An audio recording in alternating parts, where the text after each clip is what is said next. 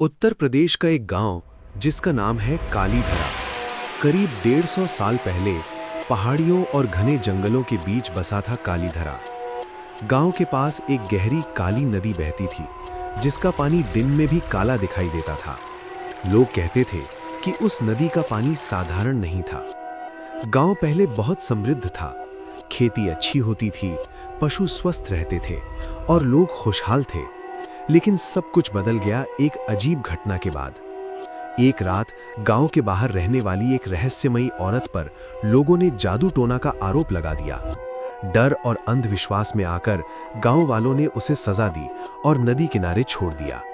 मरने से पहले उसने कहा, जिस दिन इस नदी का पानी फिर से शांत होगा, उस दिन इस गांव में कोई भी इंसान जिंदा नहीं बचेगा।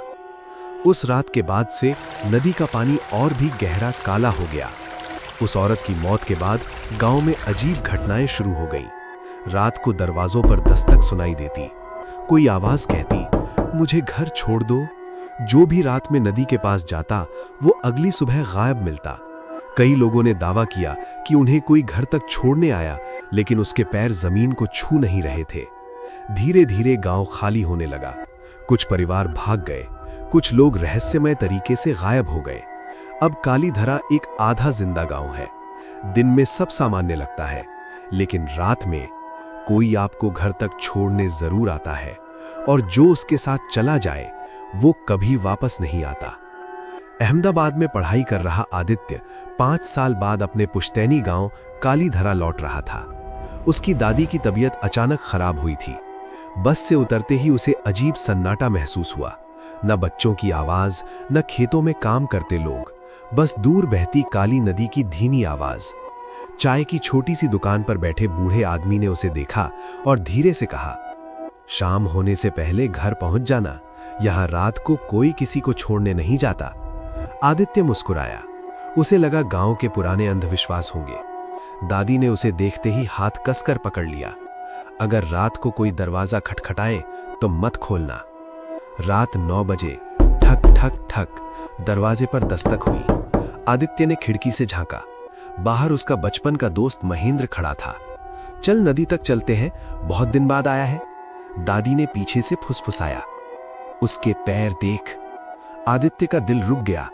महेंद्र जमीन से कुछ इंच ऊपर खड़ा था। अगले दिन गांव में खबर फैली, महेंद्र 3 साल पहले नदी में डूबकर मर चुका था। आदित्य के हाथ कांपने लगे। गांव के पुराने पुजारी ने बताया, 150 साल पहले जिस औरत को गांव वालों ने मारा था, उसकी आत्मा अब भी भटकती है। वो किसी परिचित चेहरे का रूप लेती है और लोगों को घर छोड़ने का बहाना बनाकर नदी तक ले जाती है, और जो उसके साथ चला जाए वो कभी लौट कर नहीं आता। तीसरी रात दादी की तबीयत और बिगड़ गई। दवा लेने के लिए आदित्य को बाहर जाना पड़ा। गांव की गली में अचानक लाइट चली गई। पीछे से आवाज आई, मैं तुम्हें घर छोड़ दूं? इस बार आवाज उसकी मां की थी, जो 5 साल पहले गुजर चुकी थी। आदित्य की आंखों में आंसू आ गए। वो आवाज बिल्कुल वैसी ही थी, पर उसे दादी की बात याद थी, पीछे मुड़कर मत देखना। आवाज पास आती गई, बेटा डर मत, मैं हूं। अचानक ठंडी हवा चली और उसे लगा जैसे कोई उसके कंधे पर हाथ रख रहा हो। आदित्य ने हिम्मत करके मुड़कर देखा। उसकी मां का चेहरा धीरे धीरे बदल रहा था। आंखें काली हो गईं, मुस्कान खिंचकर अस्वाभाविक हो गई, आवाज भारी हो गई, तुम लोग मुझे अकेला छोड़ गए थे। अचानक उसके पीछे काली नदी की गंध फैल गई।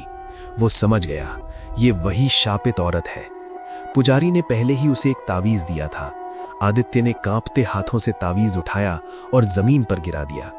हवा में चीख गूंज उठी, कालीधरा कभी शांत नहीं होगा। गांव की लाइट वापस आ गई। वो साया धीरे धीरे धुएं में बदल गया। अगली सुबह दादी की हालत ठीक थी। आदित्य ने तय किया कि वो शहर वापस चला जाएगा। बस स्टैंड पर खड़ा था। पीछे से एक आदमी बोला, बस तक छोड़ दूं? आदित्य ने बिना मुड़े कहा, जरूरत नहीं। लेकिन बस की खिड़की में उसने देखा, वो आदमी मुस्कुरा रहा था और उसके पैर जमीन को छू नहीं रहे थे।